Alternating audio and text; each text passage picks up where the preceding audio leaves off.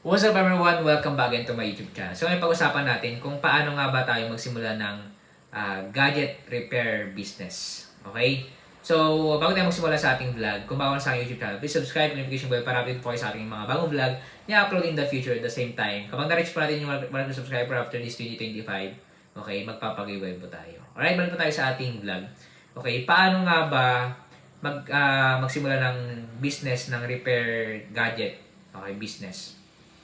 Kung makita nyo sa thumbnail, nasira yung cellphone ko. Okay, so ito idea. Okay, bibigyan ko kayo ng idea para makapag-start po kayo. Hindi nyo kailangan ng malaking capital or whatever. Okay, so para makapag-start po kayo niyan, okay, kailangan nyo munang mautunan kung paano kayo or kumbaga kung talagang technology kayo na parang yung kaisipan nyo is yung kumakalikot kayo ng mga gadget, okay? Dati talagang nagkuha pa ako, sumisira pa ako ng mga speaker, okay, nag-ayos ako ng speaker dati. Kumbaga yung parang techie rin ako about sa cellphone. Okay, kaya makita nyo sa ating YouTube channel, may mga din ako, tutorial din akong about technology. Okay?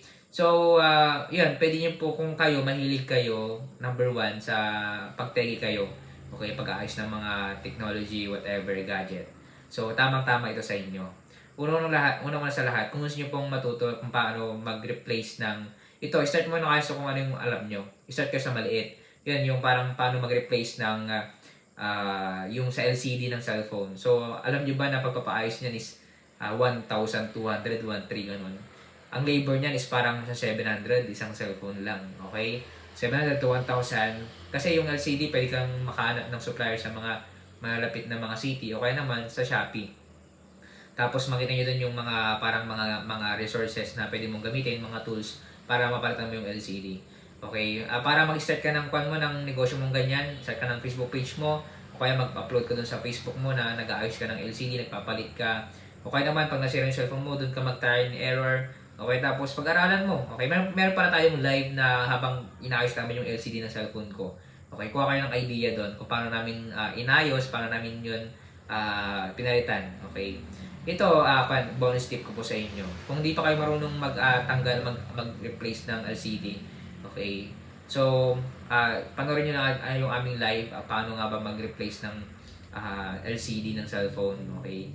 Tapos, kung medyo paalanganin pa kayo, the more knowledge pa, search lang kayo sa YouTube kung paano mag-replace ng LCD. Kasi, yan, pwede yung pagkakitain yan, pwedeng maging business nyo yan. Okay? Tapos yan, mga anak na in the future, magbenta na kayo ng phone case, magbenta na kayo ng cellphone, yan. So, basta i-set lang kayo sa maliit.